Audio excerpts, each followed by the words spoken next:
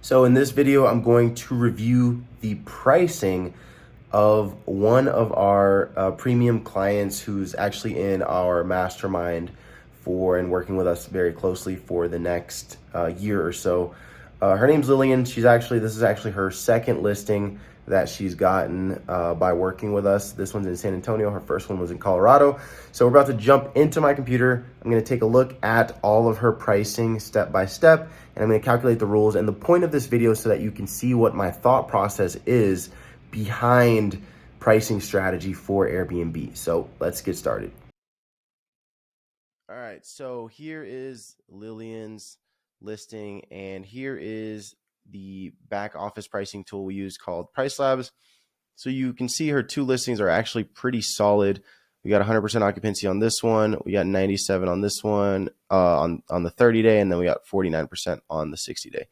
Right off the bat, I would say to Lillian to raise her far out pricing just because 49% occupancy on 60 days is pretty high.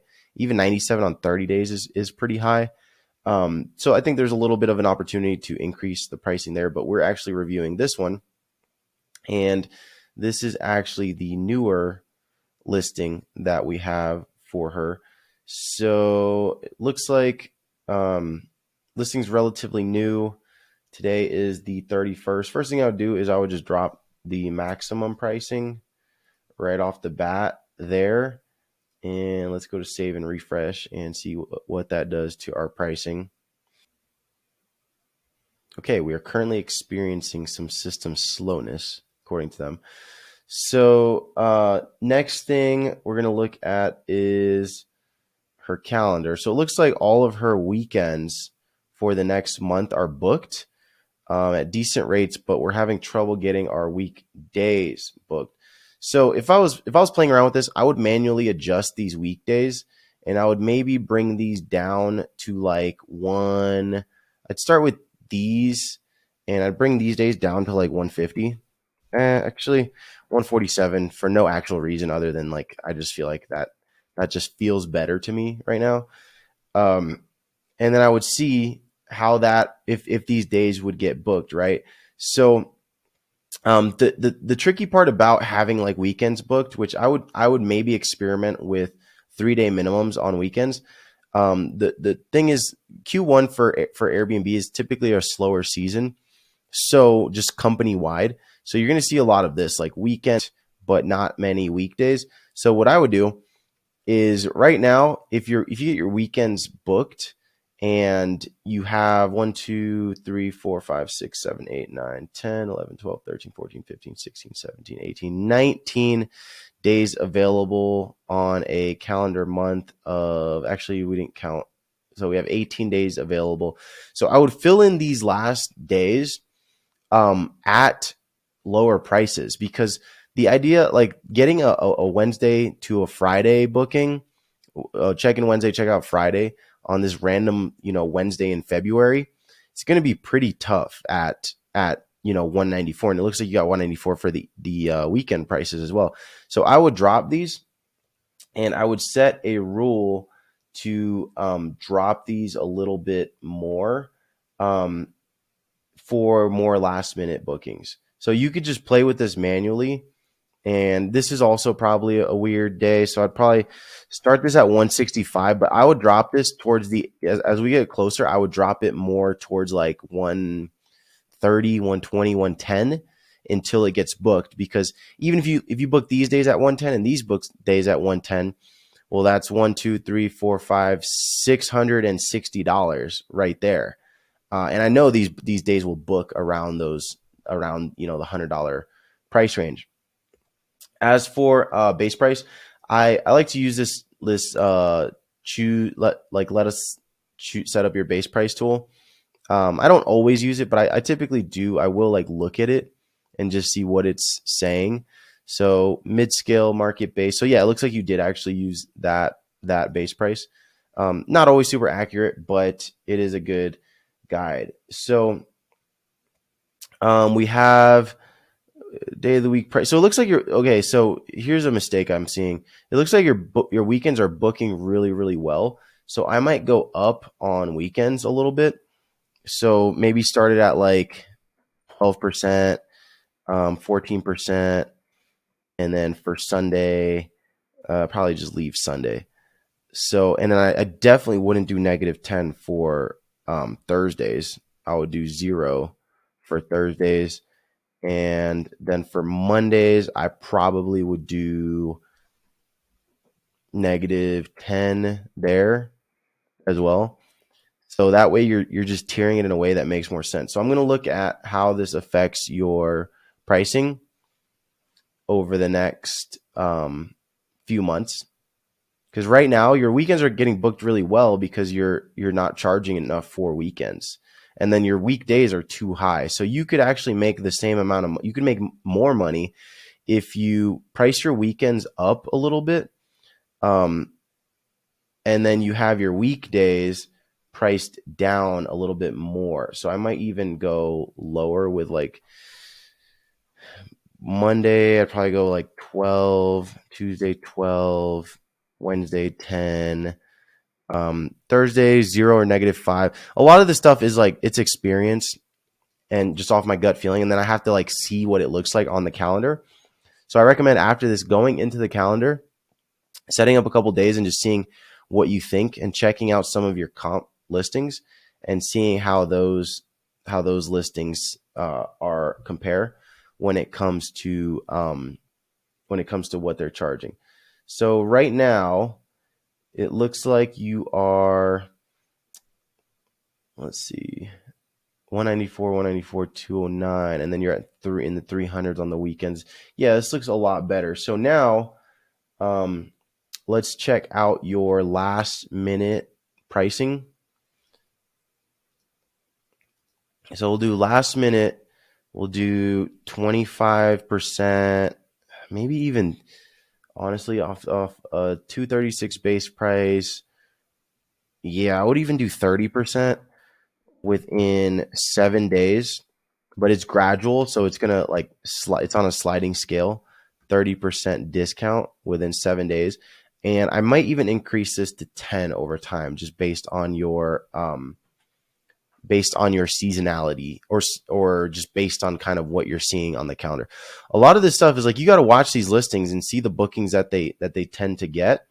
But one of the things that if you get this wrong, then basically all you got to do last minute is drop your prices quite a bit to get booked, and then you start over. So I'm like, okay, right now I'm betting that as we get closer, let me actually remove these for a second here, just because I want to see what it does with my so we're at 147 and 165. I want to see what it does with my sliding scale stuff.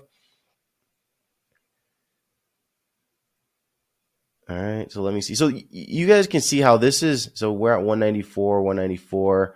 So this day's tomorrow, and it's still at 194. I think that's pretty high. So I would put my minimum here to like 110. And then let me see how that affects the pricing here. I'll give it a sec. I would even do one, like I'll do $89 is like my minimum price on some of my premium listings, because if it's last minute, like I want to make sure that I get booked. So these are for tomorrow. So I would put this at like 110. And then these are coming up in the next week. So sliding scale will do 2. So the sliding scale should get this down about $60-$70. So will be about 236 minus 70. It's about 166. It'll drop these two. So I mean, to be honest, I might even go a little bit more, like 35, 40 within 7 days, gradual sliding scale. But realistically, like if it's within if it's like last minute, I want to drop these prices. Like if we're on Saturday and this Monday through Friday is still open, I would drop these manually to like 110, or just play with my rules to drop it to a flat fixed number. So we can do like last minute to 110 within like 4 days maybe. But for now, I'll keep it on a gradual 35% within 4 days. But like my goal is 100% occupancy. I'm always looking for 100% occupancy because that keeps you in the algorithm and it keeps your place booked. It keeps your place getting showed.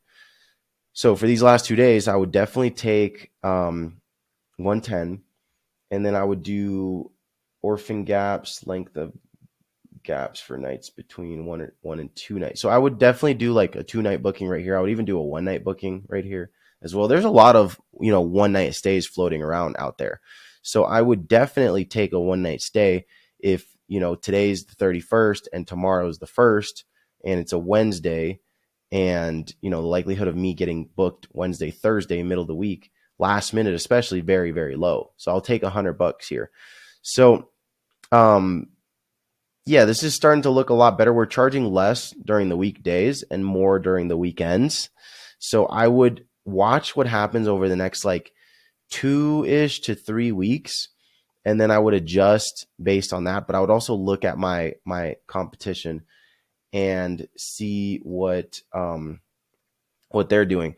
One other thing, I would probably move the orphan day pricing. Orphan day meaning like, let's say you have Sunday, Monday booked, and then Wednesday through Saturday booked. So that Tuesday is an orphan day.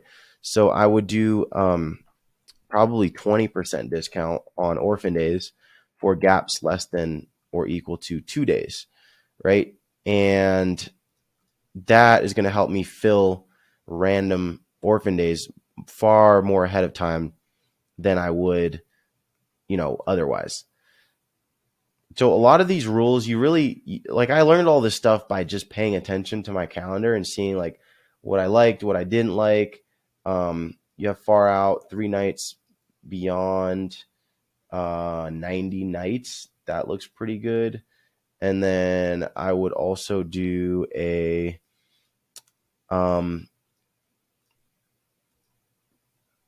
for a weekend far out. I would probably do like 15% increase and maybe like 8% increase. Beyond, you have the 3 night minimum set to 90 nights. So I might do 75 here.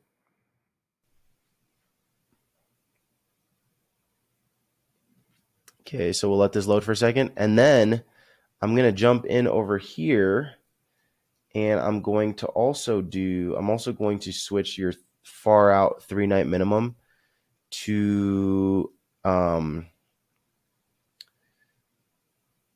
let's see, 3 night far out bookings. Let's do like 70 nights. I think 90 is a little bit aggressive for 3 night minimums. So now if someone's booking far out, far in advance, number one, they need to book 3 nights. But number two, they're also paying a premium, right? Because as we saw here, weekends are going to get booked no matter what. So you might as well, if you're going to get them booked way ahead of time, you might as well. It looks like you have a lot of bookings blocked off already for the summertime. But you see how now if we're looking at June, July, some of these nights start to become a little bit more premium. I actually might even go more on the far out booking now after seeing it. I might even go like 18%. Where was it?